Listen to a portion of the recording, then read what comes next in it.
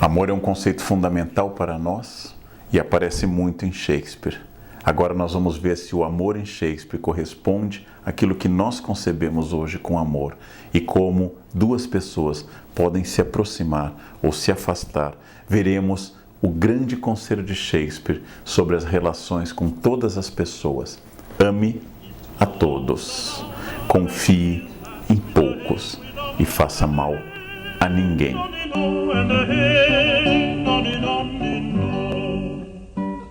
Prazer carnal. Para analisar o amor em William Shakespeare, podemos tomar muitas peças, porém eu vou focar em duas em particular. A peça conhecida Romeu e Julieta, que trata de um jovem casal trágico que acaba morrendo. E a outra peça um pouco menos conhecida, mas igualmente importante, que é a Megera Domada, que trata de um caso que termina bem entre Catarina e Petrúquio. Dessa forma, nós veremos duas concepções de amor e de relação. E apesar de Romeu e Julieta ser mais conhecido, é possível que a grande concepção shakespeariana de amor esteja na peça A Megera Domada. É importante você lembrar que Shakespeare não trabalha com tensão narrativa. Exemplo, nas primeiras linhas de Romeu e Julieta, há aquela figura grega clássica do coro, que em geral representa a opinião coletiva, o povo ou a cidade. O coro diz logo no início da peça que na bela Verona, duas famílias nobres iguais em dignidade vão se enfrentar e vão tingir de sangue as ruas da cidade e esse infeliz casal. O que está acontecendo? Shakespeare nos conta o final nas primeiras linhas da peça. Ele não trabalha com tensão narrativa. Ele vai falar de um jovem apaixonado, Romeu, que começa a peça pensando em outra mulher, uma mulher que raramente a gente cita nas encenações de Romeu e Julieta. Mas ele está tão apaixonado que seus suspiros e suas lágrimas aumentam as nuvens do céu e o orvalho do chão, como diz Shakespeare em Romeu e Julieta. E exatamente porque ele está perdidíssimo de amor por uma outra mulher, Rosalina, ou seja, uma mulher que não tem nada a ver com Julieta, exatamente por ele ser um Montecchio, ele vai ser levado à festa da família rival, típica da Idade Média italiana e da Idade Média de todos os lugares, famílias rivais dentro de uma cidade. Os amigos vão levá-los a uma festa na qual ele não poderia estar. E ele vai a essa festa porque ele está apaixonado por outra mulher e ele não quer ir porque está muito melancólico, ele está deprimido. Mas os amigos insistem em uma festa e ele vai entrar na casa dos inimigos, na casa dos Capuleto. E ao ver Julieta, pela primeira vez, ao entrar na casa dela e ver a bela Julieta, ele esquece completamente da paixão que o trouxera ali. Ele não lembra mais nada da outra mulher e através de uma passagem muito bonita, que constitui um soneto, ele vai se declarar a Julieta, dizendo que ele é um peregrino indo até uma catedral, que seriam os lábios de Julieta. A partir do momento que ele olha Julieta, ele diz que nunca conheceu o amor antes. A sua paixão nasceu de um simples olhar, sem que Julieta tivesse convivido com ele ou dito algo extraordinário. Naquele mesmo momento, logo após a festa, eles vão se encontrar no jardim e naquela madrugada vão fazer uma declaração belíssima entre Julieta na sacada e Romeu, que vai compará-la à luz da lua, vai compará-la a todas as luzes do mundo e assim os dois vão prometer amor eterno. Horas antes, nunca tinham estado juntos. Horas antes, nunca tinham tido contato e agora se tornam perdidamente apaixonados. Seria isso uma defesa do amor? Ou uma mostra, como vai dizer um frade franciscano na peça, que acaba se tornando importante, que os jovens são inconstantes no amor, que os corações jovens se disparam apenas pelo olhar. Eles se casam e eles se casam secretamente, contrariam os pais e Julieta vai deixando claro que não quer outro casamento a não ser com Romeu, de tal forma que seu pai vai obrigá-la a se casar com o seu primo prometido, o Conde Paris. Ou seja, Julieta é uma desobediente, Romeu é um desobediente. Casaram-se contra a vontade dos pais e dormem apenas uma única vez e ficam discutindo naquele amanhecer, em função de Romeu ter que sair da cidade por causa de um duelo, ficam discutindo se é o Rouxinol ou a Cotovia. Este casal feliz está totalmente em desacordo com a cidade e com os seus pais. Romeu foge e muitos de vocês e muitas conhecem o final da história. Ao voltar, não sabe que Julieta havia tomado uma droga dada pelo mesmo frade que a faz dormir em estado profundo. Não sabendo disso, ele traz um veneno e acaba tomando. Julieta acorda, não encontrando seu amado e vendo que ele está morto. Depois, acaba ela também se matando.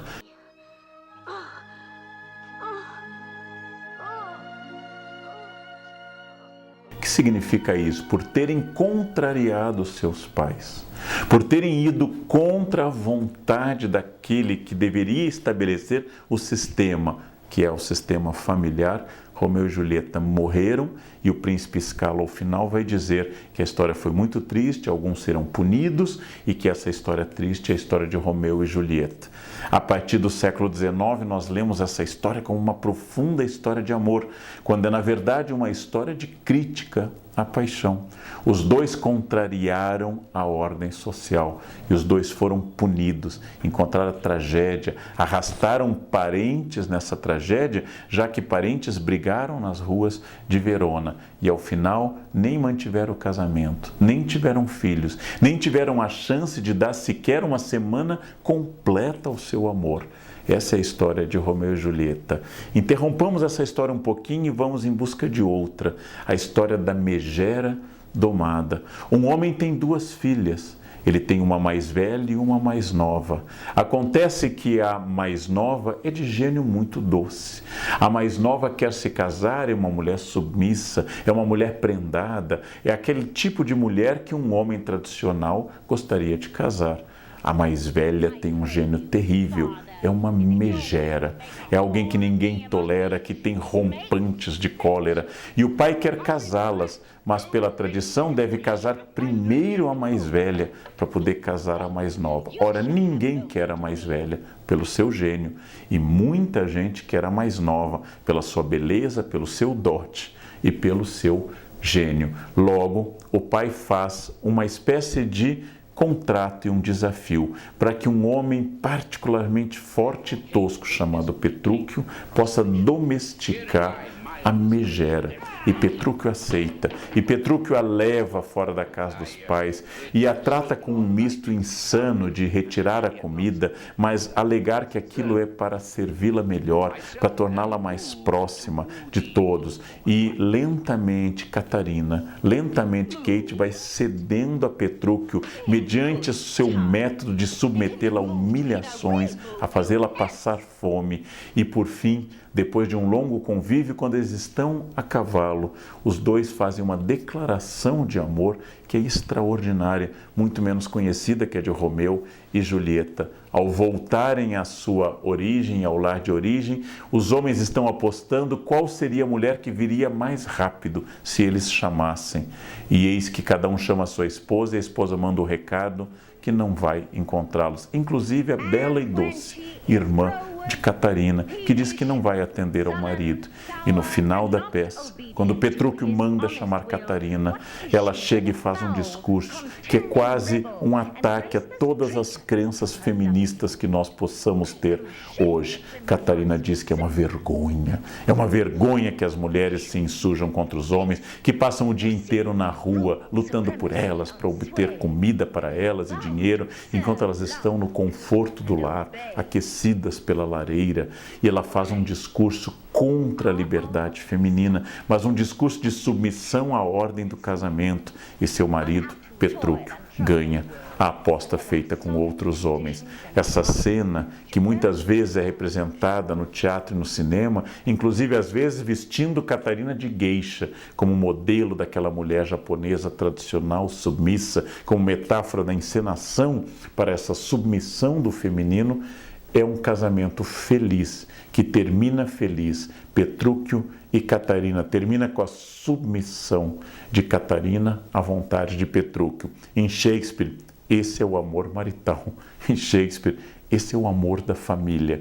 Esse é o amor que estabelece a ordem, e não o de Romeu e Julieta, e não aquele amor de choque entre dois, contrariando a ordem e contrariando a vontade dos pais. O amor shakespeariano é um pouquinho mais tradicional do que a gente gosta de imaginar, ainda que os românticos gostem de Romeu e Julieta. É Catarina e Petrúquio que representam ambos o modelo de um amor em que o gênio feminino foi domesticado e o casal agora está pronto para viver anos de estabilidade, de muitos filhos, de mútua confiança e de construção de um patrimônio em comum. Nós vimos que o amor matrimonial, familiar, o amor resguardado dentro da instituição família é o amor superior para William Shakespeare. Mas todas as peças e os sonetos são tomados por paixões. Paixões às vezes contrariadas. Paixões de pessoas que ficam fazendo birra uma com a outra. Por exemplo, em Muito Barulho por Nada. Paixões de trocas, paixões de equívocos, como acontece, por exemplo, em Sonho de uma Noite de Verão. Ou paixões estimuladas pelos pais, como na Tempestade, no qual o próprio Próspero acaba submetendo seu futuro genro a trabalhos pesadíssimos para que ele ganhe a confiança de Próspero, o sogro, e sua filha Miranda possa se casar com um homem que tenha sido testado. Porém, a paixão existe. Em um mundo de corte, ou em um mundo do século XVI, o casamento não era visto como uma instituição ligada à paixão. O casamento era uma instituição sagrada, política e social para gerar filhos legítimos e constituir uma herança e uma sucessão tranquilas e juridicamente certas. A paixão se vivia através da projeção real ou imaginária, através da vivência prática ou idealizada com outras mulheres. Isto era muito forte no século XVI e XVII. Isso só vai mudar a partir do século XIX, quando na sociedade vitoriana surge a ideia que um homem deve ser plenamente feliz dentro do casamento, sem trair e sem nunca deixar de amar sua esposa. Não era essa a ideia, especialmente da elite inglesa do século XVI. Você encontrava na família a referência sólida para que sua vida continuasse existindo. Porém, as paixões eram vividas de outra forma. Em Shakespeare, as paixões são um ponto de partida. Elas aparecem em várias peças, às vezes uma tentativa desajeitada de um rei como Henrique V, que diante de uma princesa francesa, não sabendo falar perfeitamente francês, fica tendo dificuldades na declaração de amor, mas seu dever de rei é um dever que o impulsiona a buscar esse contato. A paixão existe. A paixão é um fogo em que um olhando para o outro, que um olhando pela primeira vez, são tomados por esse fogo. Porém, esse fogo não deve contrariar aquilo que Shakespeare considera superior à ordem, à sociedade e à família. Em nenhum momento Shakespeare defende o adultério em suas peças. Em nenhum momento as peças mostram alguém que tenha desmanchado um casamento em nenhuma peça e sido muito feliz no próximo casamento. Toda mulher que não foi fiel à memória de seu marido, como é o caso de Gertrudes, que não fora fiel ao rei Hamlet, e por isso seu filho Hamlet vai dizer que ela escolheu a pior parte, uma mulher que cede no seu desejo sexual, como é o caso claro de Gertrudes com o Cláudio, ela acaba sendo punida. Gertrudes vai morrer também na peça e é acusada pelo filho, na prática, de ser uma mulher entregue ao desejo, a um desejo vulgar, de ter escolhido a pior parte da família, o irmão, e não ter ficado fiel à memória do marido falecido. Em Shakespeare, as personagens não traem e, quando traem, são punidas. A simples desconfiança de um adultério fez com que em Otelo tudo se desmanchasse, que ele matasse com suas próprias mãos a bela e fiel Desdémona, que sempre foi fiel ao marido. Porém, um dos venenos que é jogado no ouvido de Otelo é que, se ela enganou o pai, ou seja, o homem que a controlava, para seguir o homem que ela amava, Otelo, ela também poderia enganar o marido. Porque se uma vez Desdémona contrariou o poder constituído, Desdémona já tem precedentes. E ela poderia enganar novamente a um outro homem, seu marido. Apesar de ficar claro que Desdémona fora fidelíssima ao marido, a peça insinua que afinal uma mulher que sequer obedeceu ao pai, talvez não vá obedecer ao marido. Aqui está uma ideia contida nas cartas de Paulo também, que assim como Jesus é a cabeça da igreja, a igreja obedece a Jesus, o marido é a cabeça do casamento e a mulher deve obedecer ao marido. O amor deve se inserir em uma lógica em que a paixão constitui parte da narração.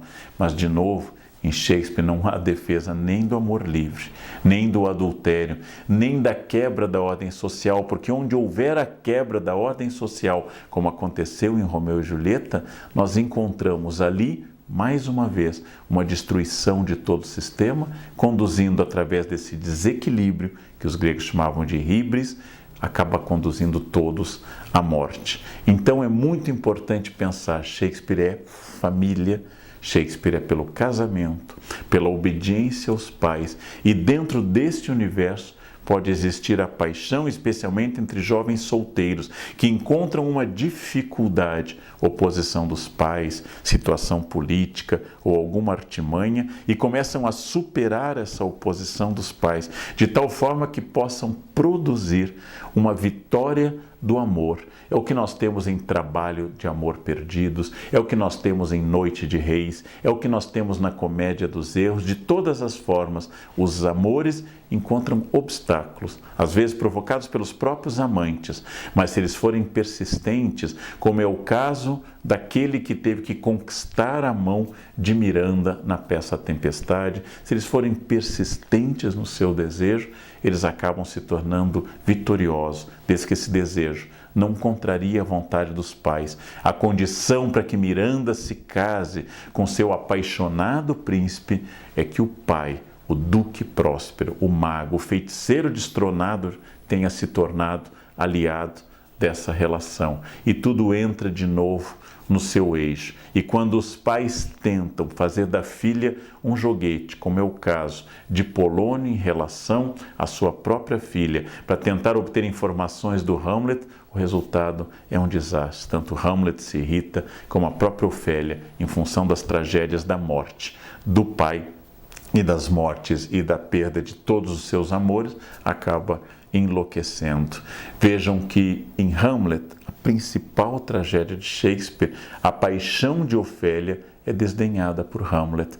Hamlet assume uma posição absolutamente masculina, que ao mesmo tempo que ele diz que amou Ofélia e na cena do enterro se joga no túmulo em uma luta com o irmão, ele a tratou com desdém, ele a tratou com afastamento, porque seu grande objetivo é a vingança moral e não a paixão. Fosse uma peça do século XIX ou um filme para ser passado nas tardes do século XXI, seria a vitória do amor e não a vitória do dever moral de vingar o pai assassinado pelo irmão. Então, são questões totalmente diferentes do amor em Shakespeare e nada mais estranho que buscar em Shakespeare a leitura romântica, contemporânea do amor. Nada mais estranho que buscar em Shakespeare uma leitura do século XIX, XX ou XXI, no qual a descoberta de um casal do seu mútuo encantamento vai passar por cima de tudo, vai destruir todas as convenções, vai vencer tudo, porque a partir do século XIX o amor tudo pode, mas no século XVI e XVII não é tudo que o amor pode, e a felicidade está na ordem e de encontrar essa paixão como um passo, um desafio, para que você possa ser feliz dentro da ordem estabelecida. Foi um prazer.